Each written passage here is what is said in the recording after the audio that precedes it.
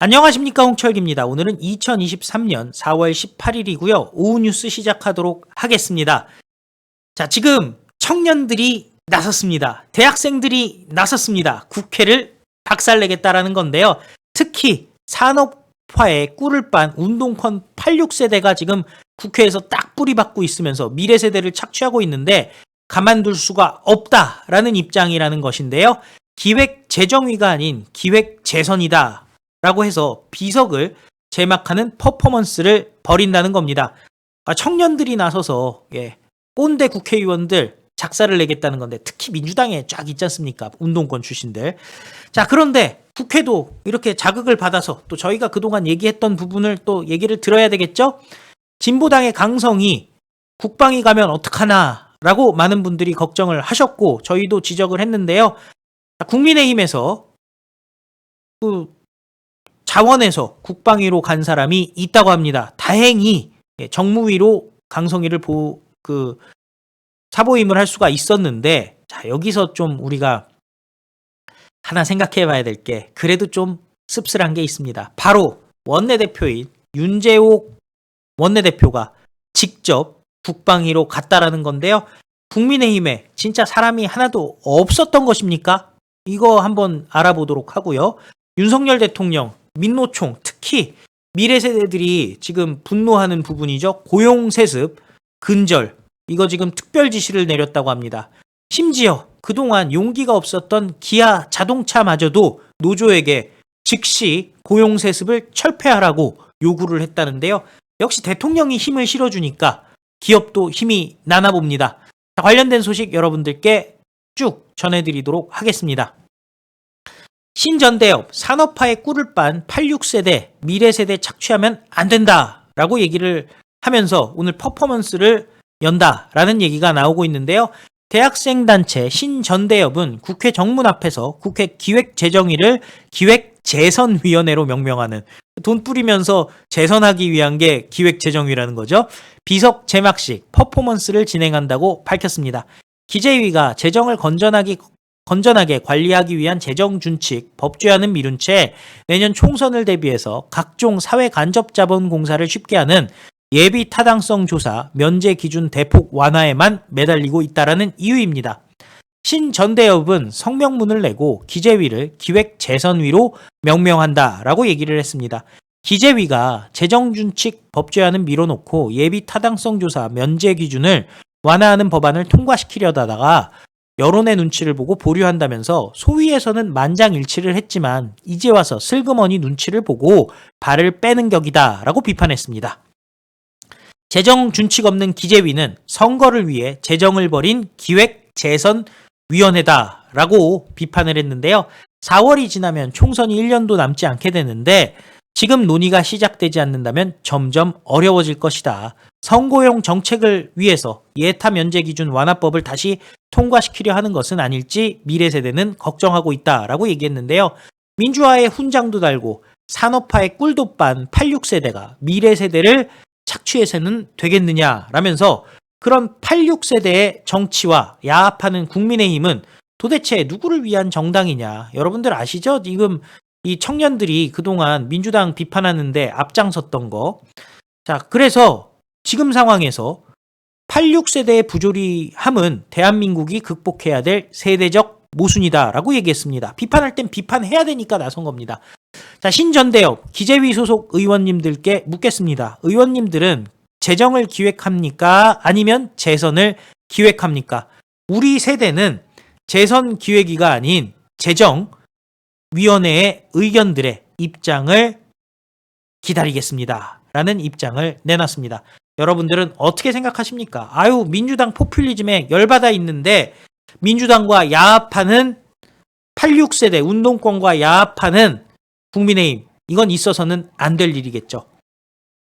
자, 그래도 국민의힘에서 하나 제대로 한 게 있는데 또 반대로 생각하면 좀 씁쓸한 부분이 있습니다. 영이 안 산달까요? 자, 진보당의 강성이 국회 정무위로 배정이 됐습니다.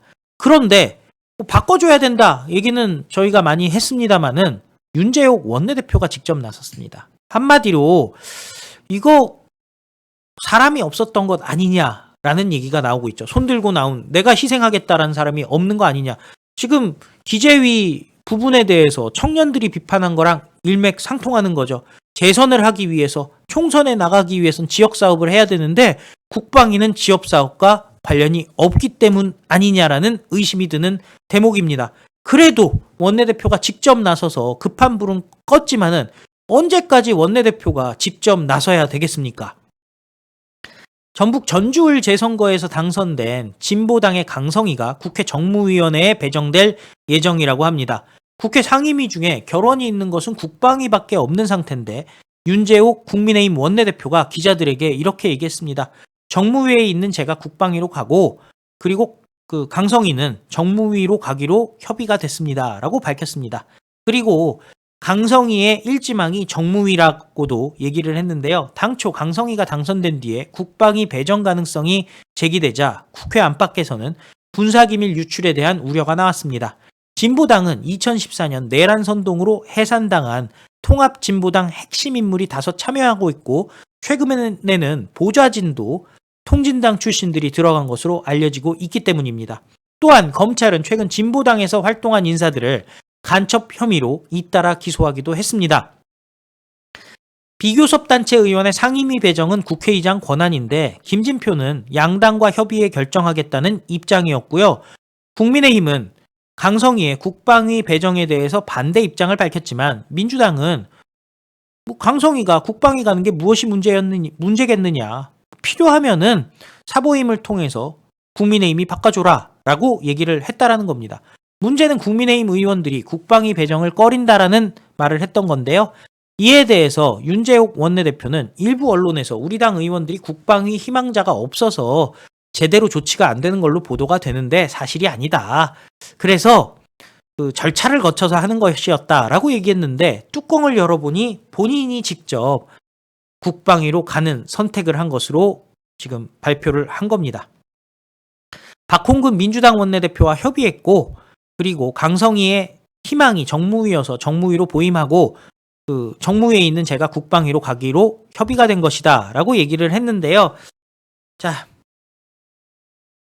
그래도 원내대표가 움직여야 되겠습니까? 결과적으로 원내대표의 희생을 통해서 일종의 우리가 보기엔 희생이 아닌데 정치인들 입장에선 희생이지 않습니까? 해야 되는 상황. 자, 국민의힘 의원들 이거 진짜 자기 정치만 하는 것 아니냐라는 얘기가 나오죠. 아니 다들 입을 열어가지고 비판을 했었잖아요. 국방위 가면 안 된다고. 그 사람들이 왜 손을 안 들었을까요?